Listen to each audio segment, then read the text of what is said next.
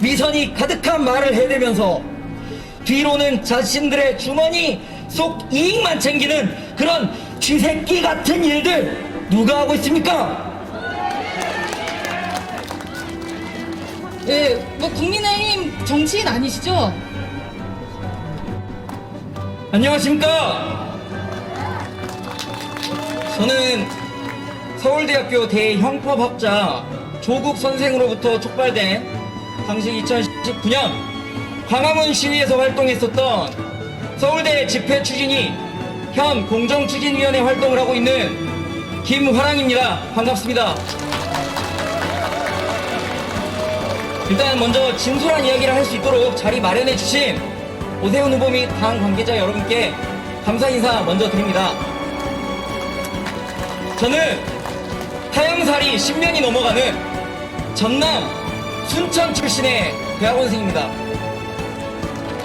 지난해 말 사실 경기도로 전입을 하게 돼서 지금은 서울 시민이 아닙니다만은 10년간 지내왔던 도시이자 나의 조국 대한민국의 수도 서울의 장을 뽑는 중요한 선거를 치르고 있기에 꼭 하고 싶은 이야기가 있어 이 자리에 섰습니다. 고대 그리스의 대철학자 플라톤의 명언 하나 소개하고 시작하겠습니다. 정치를 외면한 가장 큰 대가는 가장 저질스러운 인간들에게 지배당하는 것이다. 정치는 추악하고 비겁하고 뻔뻔한 면을 가지고 있지만 그럼에도 윤리와 도덕을 추구하고 바람직한 철학을 바탕으로 하여 이루어지도록 하는 행위입니다. 정치인들의 말과 행보는 고스란히 우리의 삶에 영향을 미치고 힘겹고 어렵게도 하며 그럼에도 불구하고 살기 좋게도 합니다.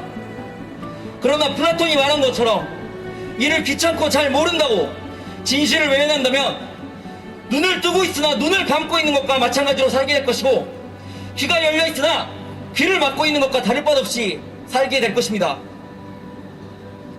우리 국민 여러분, 지난 4년을 지내오면서 오히려 국민들은 편을 갈라 싸우고 삶은 팍팍해지고 공정이라는 가치가 땅에 떨어진 지 오래이고 부모가 누구인지 돈이 얼마나 있는지가 대화의 주가 되어버린 시대입니다.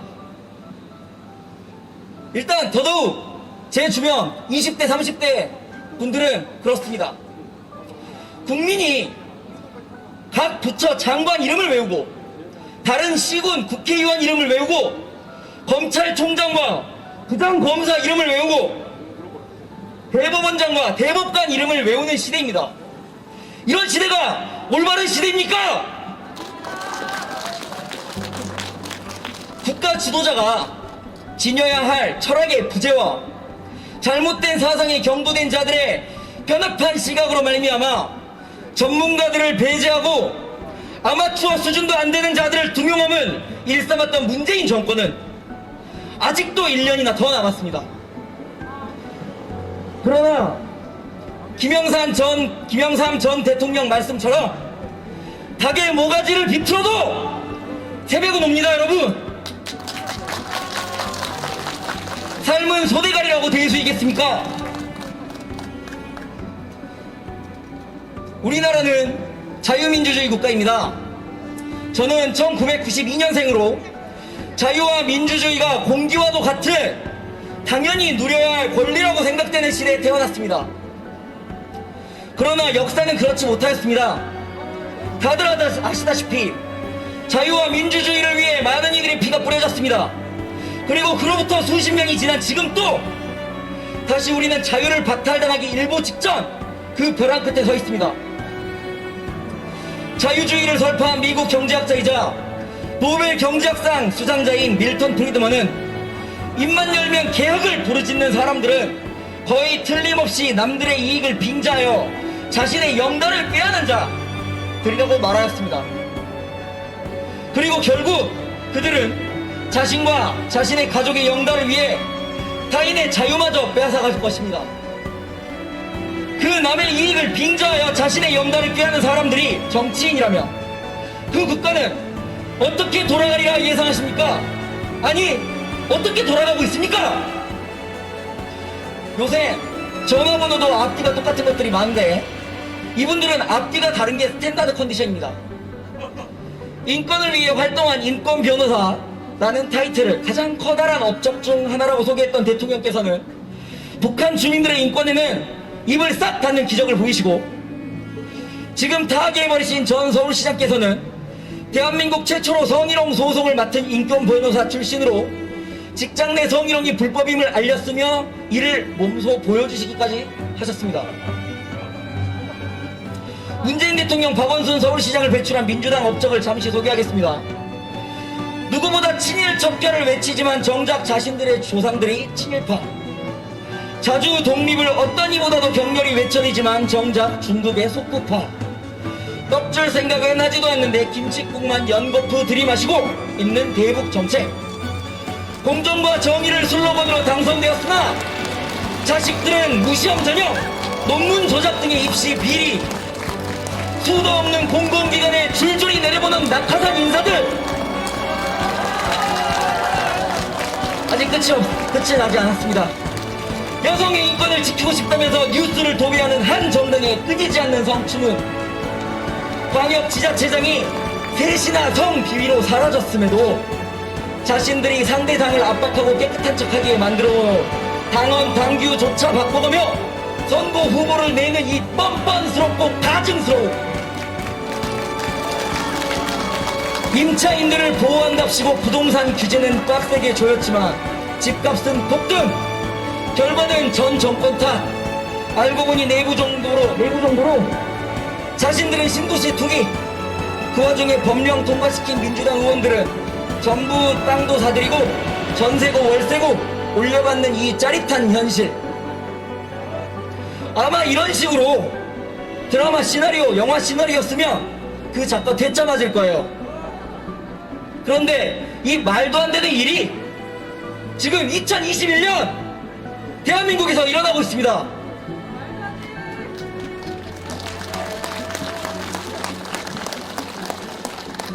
세계 1위 수준의 기술력을 가지고 잘 돌아가던 원전 폐기하고 오히려 민둥산 만들면서 태양광 패널 깎아도 이 파나 뻥긋하지 않는 환경단체들, 그리고 이들을 밀어주는 사람들은 도대체 누구인가?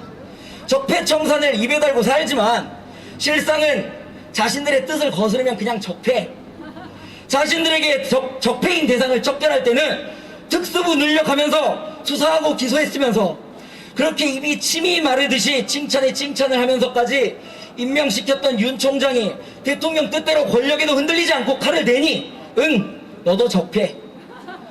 검찰을 하루가 멀다 하고 쥐잡듯이 패고 개패듯이 패서 언론에 오르락내리락, 인사권도 자기 마음대로 개 목줄 쥐듯 쥐고 있으면서 검찰 권력이 너무나 방대하여 검찰 개혁을 해야 한다, 수사권과 기소권을 분리해야 한다 하며 언론 플레이.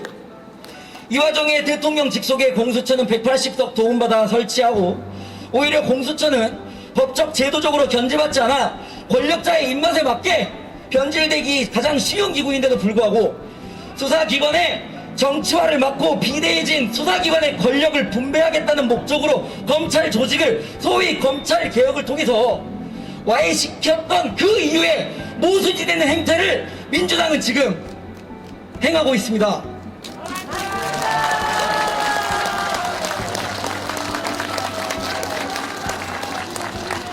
전 정권의 사법농단에는 그렇게 열을 올렸으면서 대법원, 헌재, 인권위, 선관위 곳곳에 친 정권 인사들로 배치, 어느 하나 빠짐없이 나라를 팔아먹는 행동입니다. 말하면서도 입이 아프기보단 머리가 지끈지끈합니다, 여러분. 그렇지 않습니까, 여러분?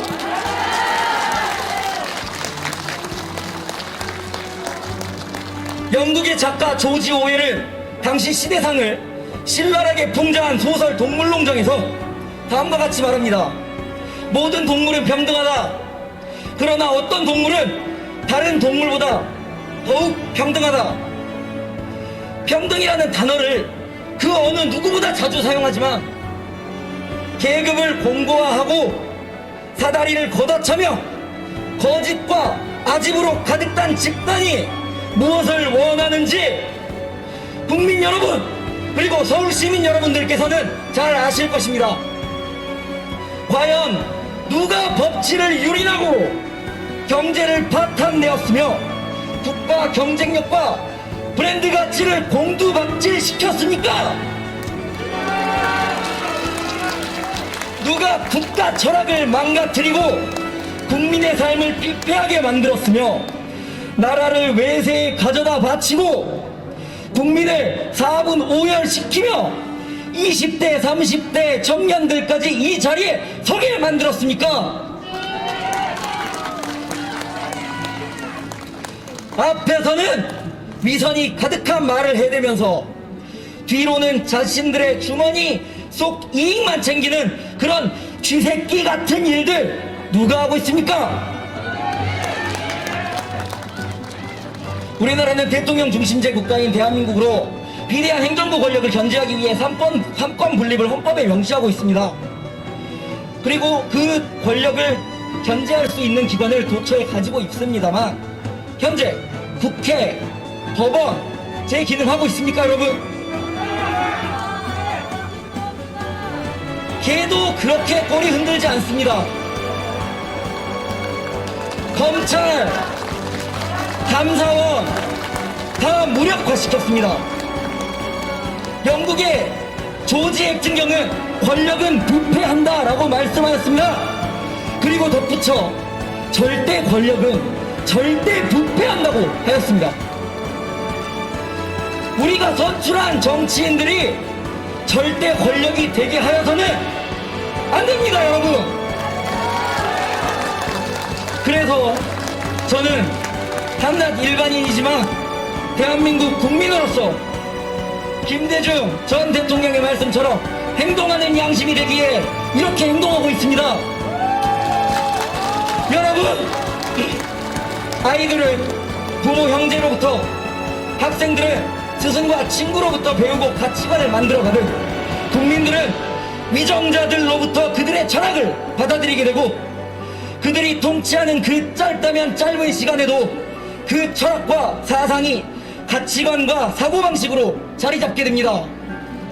협치는 개나 줘버린 소인배스러운 행위를 반복하고 거짓말과 몰염치함으로 가득한 뻔뻔한 정치를 행하며 과정의 공정성은 뒤로 한 채 눈앞에 이익만 탐내고 편법과 불법을 일삼더라도 권력과 재화를 무기로 철령인 행사를 하는 이들을 계속 한 자리씩 차지하게 둔다면 앞으로 우리는 우리나라 대한민국의 미래를 스케치할 수 있겠습니까?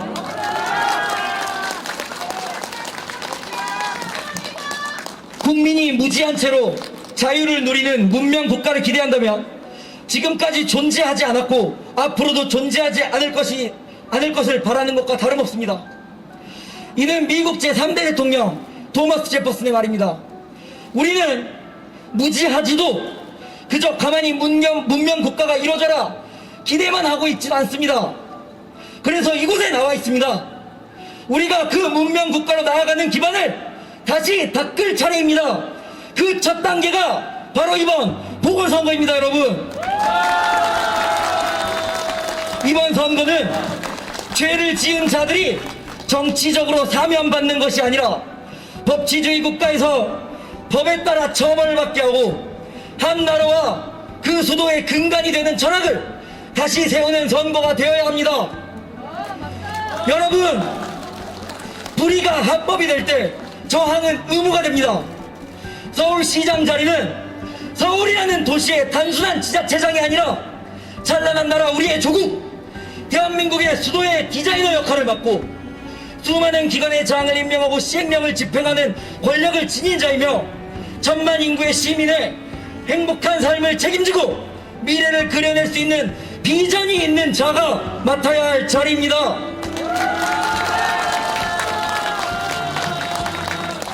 누구처럼 요새 트렌드인 AI라는 단어를 하나 듣고 여기도 AI 저기도 AI 외쳐대는 그 누구와는 다릅니다. 오세훈 후보 여러 토론에서 보았듯 미래에 대한 깊이 있는 통찰력을 가지고 있는 후보라고 생각합니다. 물론 지난 행보에 흠결은 있었습니다만 저는 앞으로 서울 그리고 대한민국의 밝은 정사진을 그려내 주실 수 있기를 기대하고 또 고대합니다.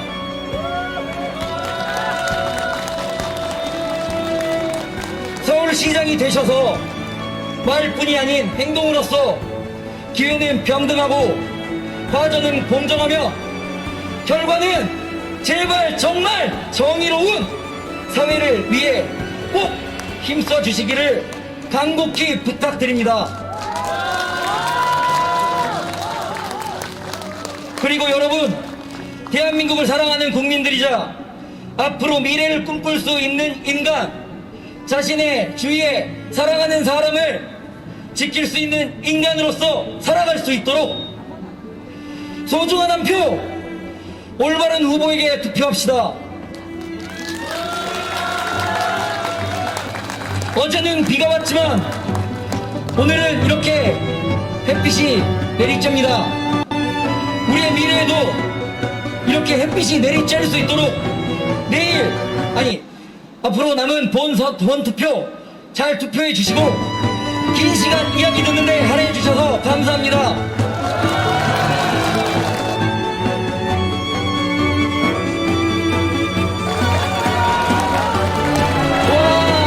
너무 잘하셨습니다. 김화랑 선생님이십니다. 박수 좀 부탁드립니다.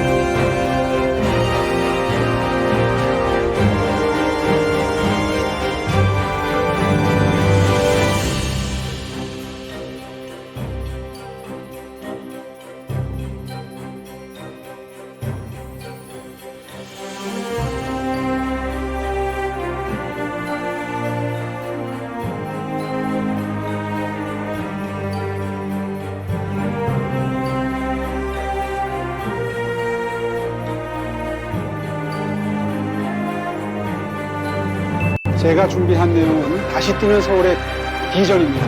세계 1위 도시 서울을 위해서 우리가 앞으로 무엇을 할 것인가. 세계 1위라고 하니까 어떻게 1등 하냐 싶죠? 1등 하는 거 있습니다. 지금 보시는 것처럼 적어도 서울의 지하철은 전 세계 어디도 따라올 수 없는 정말 그야말로 괜찮은 시설입니다. 세계적으로 우리 서울을 따라올 도시가 없습니다. 실제로 도시경쟁력, 국제금융센터 지수, 삶의 질 이렇게 높아졌었습니다. 재임 기준에. 그런데 박원순 시장 시절에 많이 퇴보했습니다. 도시경쟁력이라고 하니까 많이들 추상적으로 느끼시는 것 같아요. 밑에 써 있는 것처럼 주거나 교통, 녹지 면적, 문화 모든 것을 포괄하는 종합성적표입니다. 미래 일자리고 삶의 질입니다. 이 수치를 다시 세계 1위로 끌어올려야 하는데 지난 10년 동안 퇴보했습니다. 모두 제 책임입니다. 반성하겠습니다. 박원순 시장 시절에 처참한 성적표를 지금 보고 계십니다. 설명이 필요 없습니다. 도시재생 사업 예상만 낭비했습니다. 이제 경험을 갖추었고 그리고 10년 동안 쌓았던 비전을 갖춘 저 오세훈이 여러분을 찾아갑니다. 미래 서울입니다. 자잘한 글씨를 다 읽으실 필요는 없습니다. 이미 다 발표했던 내용이고 설명은 이미 드렸기 때문에 지금부터 줄거리 위주로 말씀드리겠습니다. 먼저 회복하는 서울입니다. 제 임기 중에 부동산 가격은 가장 안정됐었습니다. 장기 전세주택 시프트는 3만 3천 가구가 공급이 됐는데 문재인 정부도 이재명 지사도 베껴갔습니다. 앞으로 하겠다는 거죠. 스피드 공급 주택 설명이 필요 없습니다. 여러 번 말씀드렸습니다. 상세하게 읽어주시고 판단해 주시고요. 최근에 무주택자 모임 집값 정상화 시민행동 저는 지지합니다. 분양가 상한제, 분양원가 전면 공개 저도 동의합니다. 빠르게 공급하고 확실하게 안정적으로 공급해서 가격 확실히 안정시키겠습니다. 지난 10년 동안의 모습을 보고 계십니다. 제가 착공해 놓은 게 아직도 완성이 안 됐습니다. 1년 내에 완성시키겠고요. 제가 시작했던 경전철 박원순 시장께서 중단시켜서 지금 시민 여러분들이 그대로만 진행됐다면 이용할 수 있는 상황이 정말 물 건너가고 지금 이제 시작하는 단계입니다. 제가 반드시 완성시키겠습니다. V서울입니다. 지금 여러 경로를 통해서 접하실 수 있으니까요. 가끔 들어가서 참조해 주시면 우리 동네가 어떻게 바뀔지 느끼실 수 있고요.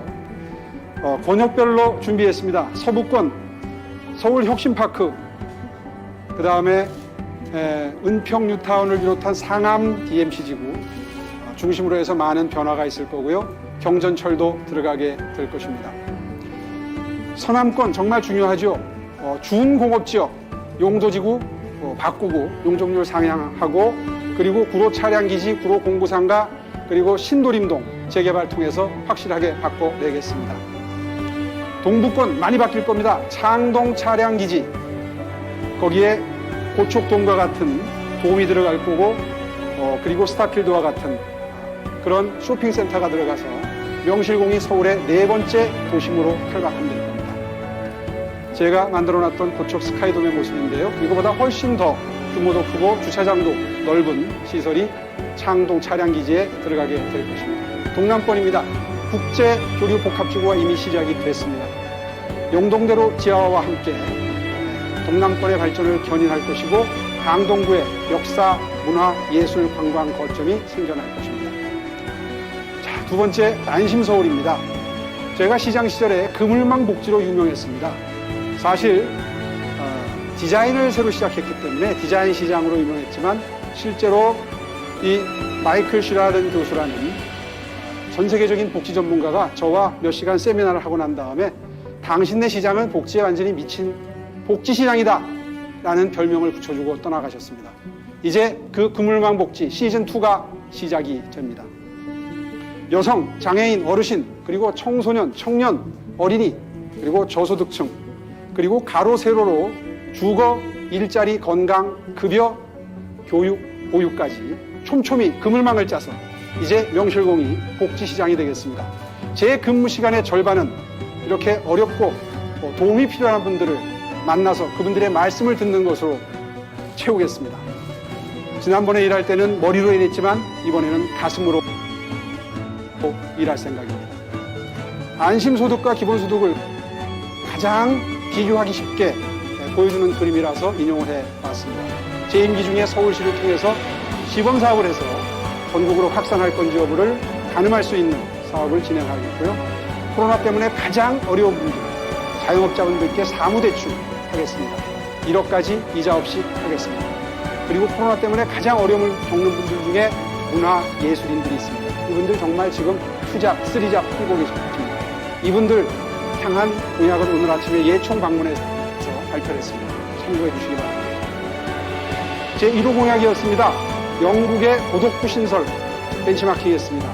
서울시의 1인 가구 안심 특별대책본부를 만들어서 범죄 불안, 질병, 빈곤, 외로움, 그리고 주거 불안까지를 종합적이고 입체적으로 해결해 나가는 기구를 만들고 제가 직접 챙기겠습니다. 제 임기 중에 여행 프로젝트, 여성이 행복한 도시 프로젝트가 가장 성공적이었다는 평가를 받았습니다.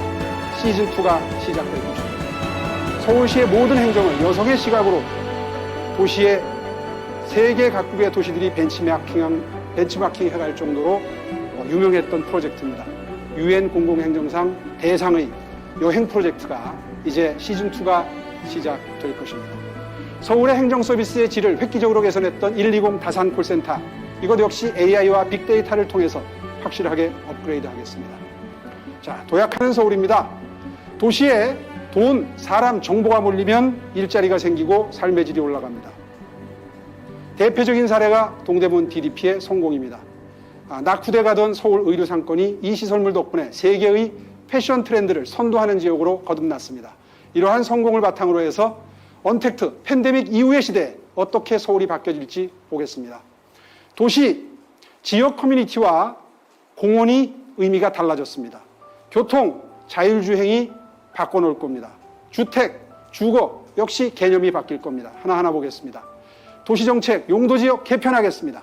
그리고 생활권 도시계획, 슬리퍼 신고 어슬렁어슬렁 걸어서 15분 거리 내에 일도 하고 먹고 자고 즐기고 쇼핑하는 모든 생활 편의시설이 다 들어갈 수 있는 생활권 도시계획으로 바꾸겠습니다.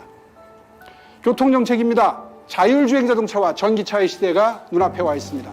아마도 도로사 정도 바뀌고 주차장사 정도 바뀔 겁니다. 주택정책, 4인 가족 중심에서 1, 2인 가족 중심으로 바꿔나가야 될 것입니다. 그렇게 해서 주거 면적도 바뀌고 4인 가족 기준에서 1, 2인 가구로 바뀌게 될 테니까 모든 패러다임이 다 바뀌게 되겠죠. 녹지정책, 제가 시행했던 성공 사례입니다. 한강 르네상스, 둘레길, 그리고 경의선 숲길을 통해서 가족과 함께 산책하면서 여유 시간을 지낼 수 있는 공간이 생겨났습니다. 제 자부심입니다. 시즌2가 시작됩니다.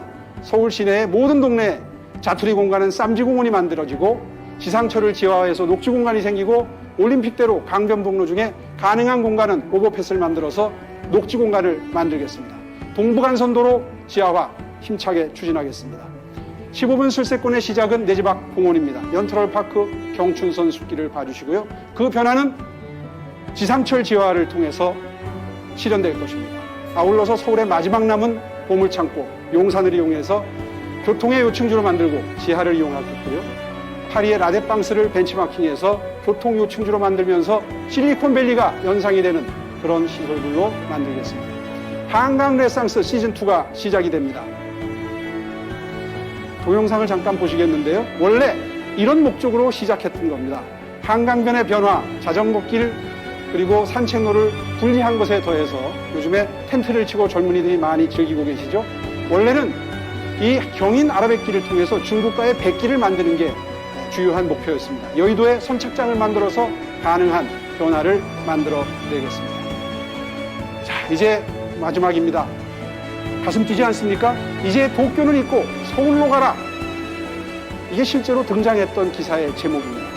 다시 한번 서울의 큰 변화로 이런 평가가 나오도록 바꾸겠습니다.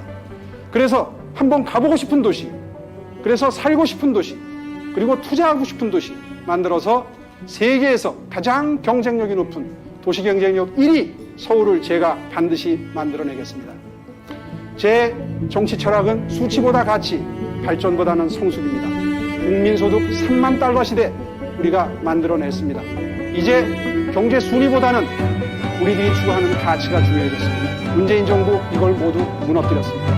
이제 가치 중심의 사회, 가치 중심의 서울, 가치 중심의 대한민국을 만들겠습니다. 그리고 발전보다는 이제는 사회가 성숙해져야 그래야 진정한 의미에서의 민주주의와 시장 경제가 지배하는 그런 전 세계 모든 나라가 따라오고 싶은 명실공히 선진국이 될 수 있다고 생각합니다. 가치와 민주주의 사회, 그런 대한민국 속에서 반드시 만듭니다. 세계 1등